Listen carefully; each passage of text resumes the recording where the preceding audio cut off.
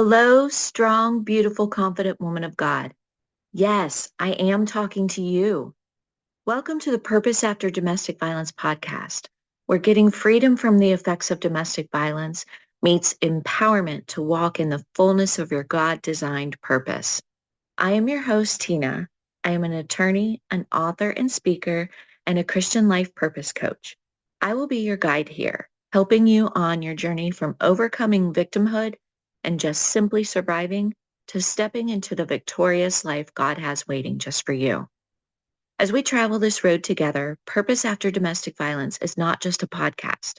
It's a sacred space where the shackles of domestic violence are broken and empowerment takes root, grows, and flourishes. Here, we are not just surviving, we're thriving in the fullness of our God-designed purpose. I have personally walked the path from victimhood to victory, and I'm here to guide you through it. Picture me as your big sister, holding your hand, sharing wisdom and revelation, and helping you navigate the twists and turns of this path towards healing, freedom, and empowerment. Whether you're on the path to victory or seeking a guiding light in the storm, Purpose After Domestic Violence is here for you. Together, we'll illuminate the path forward to a life filled with purpose. Welcome, my sweet sister, to the Purpose After Domestic Violence podcast. This week, we are focusing on chapter 14 in my book, Freedom from the Effects of Post-Separation Abuse. You guys, this is our last chapter on the different types of abuse. We do have one more chapter, chapter 15, but this is our last type of abuse we're covering. So let's dive into the chapter. When you recognize post-separation abuse and identify how it has impacted your life, you can change your narrative by changing your mindset about your autonomy. The pain of domestic violence doesn't always end when the relationship does. In fact, for many women, it merely transforms into a different yet equally menacing form of abuse. Post-separation abuse is a chilling reality that countless women face after they've summoned the courage to leave their abusive partners. In this chapter, we embark on a sobering journey through the shadowy realm of post-separation abuse. This continuation of control and manipulation extends its reach far beyond the confines of a shared home, seeping into every facet of a woman's life. It's a battleground where the enemy relentlessly targets your autonomy, your children, and your freedom. The transition from domestic violence to post-separation abuse is a painful metamorphosis. What was once contained within the walls of a shared home can now infiltrate your world, targeting not only you, but also your children and your support network. The abuser's tactics may shift, but their intent remains consistent: to maintain their power and control over your life. As we dive into this chapter, you'll gain insight into the multifaceted aspects of post-separation abuse. We'll shine a light on the various tactics employed by abusers to maintain their grip on you and your children. Yet amid the darkness, there is hope. We'll explore the enduring resilience within us, our faith, and the strength we can harness to confront this malevolent force. This chapter is a stark reminder that the enemy is relentless, cunning, and adaptable. But it is also a testament to your strength, faith, and determination to emerge victorious in this battle. Together, we'll unmask post-separation abuse and equip you with the tools and knowledge needed to overcome it. The battle may be fierce, but you are not alone. Together, we will navigate the treacherous path of post-separation abuse, inching closer to freedom, healing, and purpose beyond domestic violence. The definition of post-separation abuse. Post-separation abuse refers to a pattern of abusive behavior that occurs after a couple has separated or divorced. It involves one former partner using various tactics to exert control, intimidation, manipulation, or harm to the other partner, even though they are no longer together. The target of the enemy. In the harrowing aftermath of a toxic relationship, the abuser's relentless pursuit of control does not wane. It merely shifts its focus. Post-separation abuse is the malevolent offspring of domestic violence, perpetuating the abuser's agenda. The primary target of the enemy of your soul is your autonomy. He wants to keep you trapped in the abuse. During the relationship, the abuser may have manipulated your emotions, finances, and even your physical safety, eroding your sense of security gradually. Post-separation abuse exploits these vulnerabilities, persistently attacking your newfound independence and personal freedom. You see, your newfound autonomy is a threat to the enemy's control over you, making it his prime target. The effect on your life. Post-separation abuse can have a profound impact on your autonomy and the ability to make independent decisions and regain a sense of control over your life. When women finally take the courageous step to separate from their abuser, they often hope to regain their freedom. However, abusers frequently intensify their efforts to maintain their control, even when the relationship has officially ended. These tactics can include relentless surveillance, stalking, and harassment that leave women feeling like their every move is being watched and scrutinized. This continual invasion of privacy makes it challenging to regain a sense of personal agency. The lingering fear and anxiety stemming from post-separation abuse can be crippling. It's as if the woman is imprisoned by their abuser's constant presence, even when physical distance is achieved. Recognizing post-separation abuse.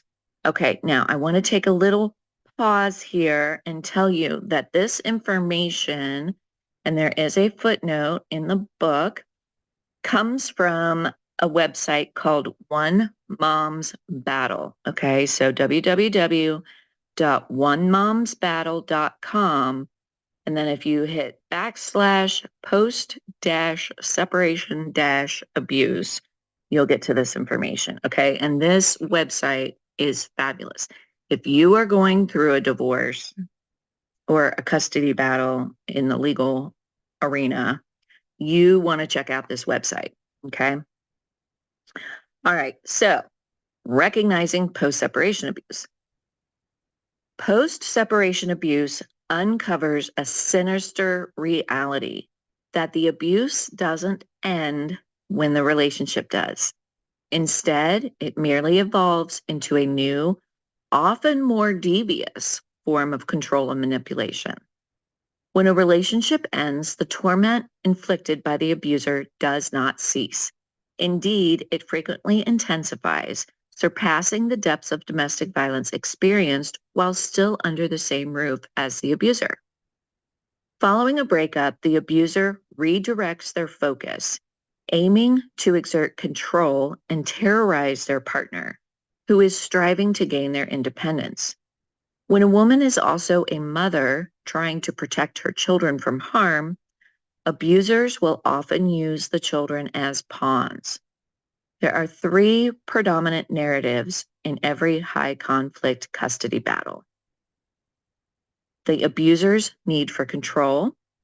The abuser remains fixated on retaining control and manipulating circumstances to their advantage. The abuser's need to win. Winning is paramount, often at the expense of the children's and the mother's well-being. And third, the abuser's desire to hurt or punish. The abuser harbors a deep-seated desire to inflict pain or punishment on the mother. Now, let me insert here. Remember, we are not battling against flesh and blood, right? So we have to keep in the back of our mind that this is the devil working these things, right? Okay. All right. Post-separation abuse has far-reaching consequences, affecting not only the woman, but also the children involved. These repercussions extend beyond the immediate and often lead to enduring adverse childhood experiences. ACEs. ACEs encompass any traumatic events during childhood, including divorce, violence, emotional abuse, neglect, substance abuse, or an environment that undermines a child's sense of bonding or stability. Post-separation abuse operates within a distinct framework, characterized by various tactics used by the unhealthy parent to maintain control and dominance. So now we're going to cover a few examples of what post-separation could be looking like in your relationship, previous relationship. Alienation allegations. False claims of alienation, enmeshment, or gatekeeping intended to divert attention away from their own abusive behavior. Neglectful or abusive parenting. Exposing children to unsafe situations or people, often with the intention of causing concern and fear in the other parent. Discarding the children, waging a war for equal parenting time while showing little genuine interest in the children's well-being. Isolation, destroying the healthy parent's social capital by compromising their support system, including family, friends, teachers, and community relationships. Harassment and stalking, covert forms of stalking or harassment, often unnoticed by law enforcement and family court professionals. Legal abuse, wearing a mask in the courtroom with the purpose of deceiving professionals while harboring malicious intentions. Financial abuse, creating financial discord by blocking access to financial resources to hurt the healthy parent. And counterparenting, allowing anger and revenge to drive actions, compromising judgment, and putting the children in the crossfire.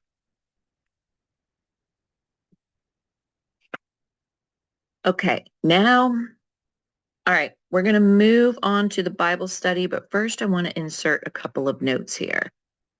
Post-separation abuse can actually be a lot worse than what you were dealing with when you were in the relationship. And a lot of women, when they're undergoing this type of abuse, can make the decision to go back to the relationship. And if you are in an abusive relationship and contemplating leaving the relationship, this is very important to know. Okay, so I don't want you to be blindsided by this, okay? And this is not a plea for you to stay in the relationship by any means whatsoever. It is a plea to get a great support system in place. Have a plan. Now, my podcast and my book and the work that I'm doing with my coaching program really is intended for women who have already left the relationship and really have already gone through the divorce and custody and are now trying to figure out what the next step in their life is, right? However, I know that there are going to be women listening to this podcast where you are still in the relationship. I cannot express to you how very, very important it is for you to understand that leaving isn't the end, okay? So it's very important. Call the National Domestic Violence Hotline. Find a domestic violence agency in your area. Get some domestic violence education. make a safety plan, figure out how to stash some cash, and make a plan. Have a support system around you, have a place to go. You can get these things in place before you leave. Okay. And there are lots of resources in this book. Okay. So if you are contemplating leaving, check out One Mom's Battle. And do some research on these ACEs, ACE, adverse childhood experiences. Okay. So that, if you have children, you can help them in this process. And also, you know what? We need to look at these ACEs in our own lives, because getting to the bottom of our own childhood trauma can really reveal a lot about why we ended up in the abusive relationship in the first place, so that we don't repeat this pattern. Okay. I see so many women, a lot of my clients in the past, and some I'm working with now, that just jump from one abusive relationship into the next. Ladies, don't do that. Please don't do that. Okay. We're here to get you freedom from the effects of domestic violence so that you can move into finding a good, godly husband later, if that is your desire. Okay. All right. So we're turning to the Bible study part now. And this, guys, buckle your seatbelts. All right. This is a tough scripture, okay, but it is actually one of my life verses. And so let's dive in. We're going to look at Isaiah 30, verse 1.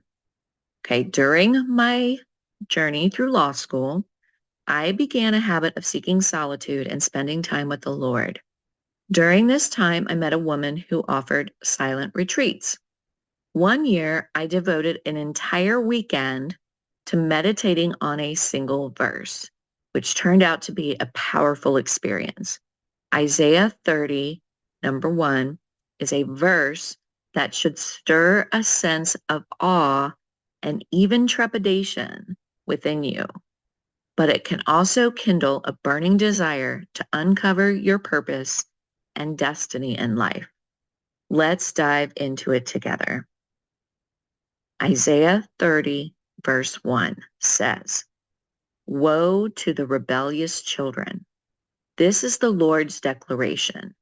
They carry out a plan, but not mine. They make an alliance, but against my will, piling sin on top of sin." Now, who has that on a bumper sticker on their car? Who has that on a magnet on the refrigerator? I bet nobody. None of us do, right? That's a tough verse. That's a tough verse. As I explored this verse during my silent retreat, I couldn't help but feel its weight and significance. It has become a guiding principle in my life. You see, my sole ambition in life is to walk out the fullness of the purpose and plans that God specifically designed for me. And my passion lies in assisting other women in doing the same. Many of us craft excuses for why we can't fulfill what God is calling us to do. However, the truth is crystal clear. If we are not actively walking in the purpose and plan God ordained for us, we are living in sin. This realization can be both staggering and intimidating. It's a profound truth from the Bible itself. In His infinite wisdom, God tells us that if we fail to walk in His purpose, we are living in disobedience. So, my dear, strong, beautiful, confident woman of God, what do you intend to do with this revelation?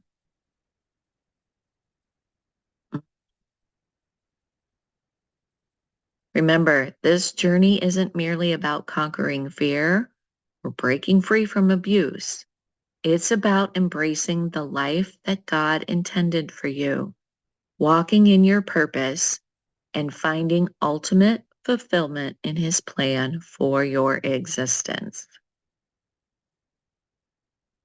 And this has really been heavy on my heart this past week as I've been preparing to record this podcast. Every single type of abuse, and I talked about it last week with the spiritual abuse, is designed to keep you from walking in your purpose. And we can blame the devil, and we can blame our abusive ex-husband or boyfriend. But at the end of the day, we're going to be the ones that stand before the Lord and have to explain why we didn't walk in our purpose. Okay? Ooh, I am going to read this verse one more time, and I just want you to let it sink in. Woe to the rebellious children. This is the Lord's declaration. They carry out a plan, but not mine. They make an alliance, but against my will, piling sin on top of sin. Mm-mm-mm.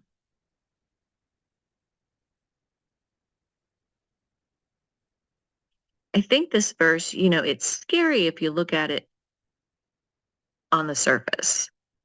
But remember I said last week, you can't just read the Bible, you have to read the Bible. And so I actually find this verse very encouraging and confirming of how important it is to me personally to walk out my purpose, but to come alongside other women and help them find their purpose in life and help them walk it out.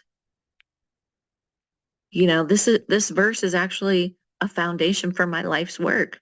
So I actually find it very encouraging.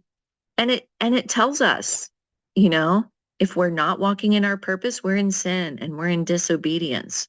So what can we do? Let's find our God-given purpose and walk it out, right?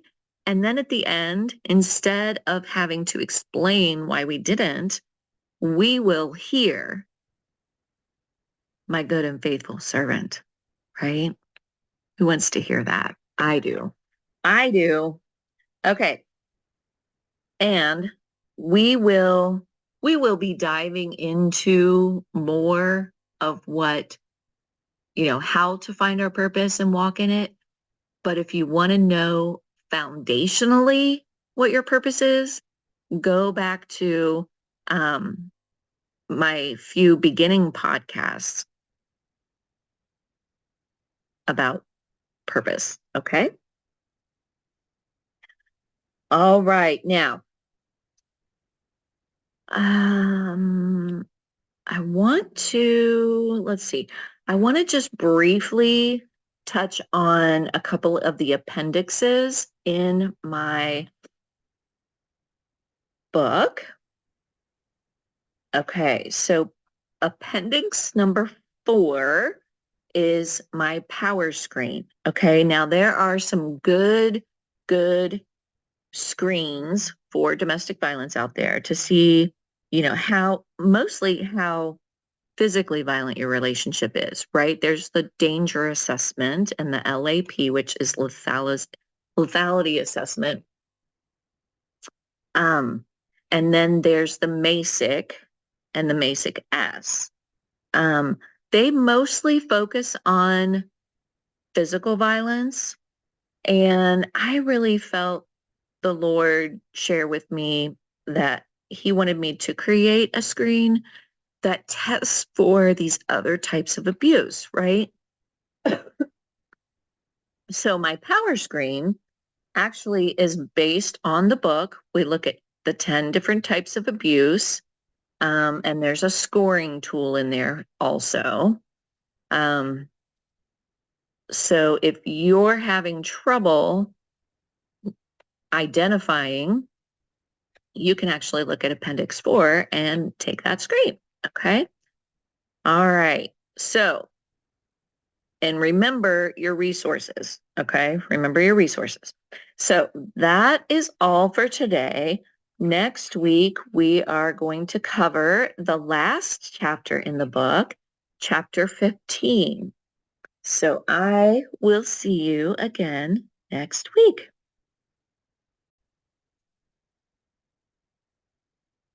Thank you so much for joining me on my Purpose After Domestic Violence podcast. I hope today's conversation resonated with you. And if you think it could encourage someone you know, please share it. Together, we can spread the light of healing and purpose. I would so appreciate it if you would like, subscribe, and leave me a review. These small actions would bless me indeed and help other women find this podcast and be encouraged too. Remember, you are not alone. Your strength is undeniable, and your journey is worth celebrating. If you have questions, thoughts, or topics you'd like me to explore in the future, please reach out on social media, or you can visit my website at purposeafterdv.com. Before we part ways, always remember, you are a strong, beautiful, confident woman of God, and your purpose is shining brightly within you. Until next time, stay strong, stay inspired, and keep moving forward on your journey to a life filled with purpose.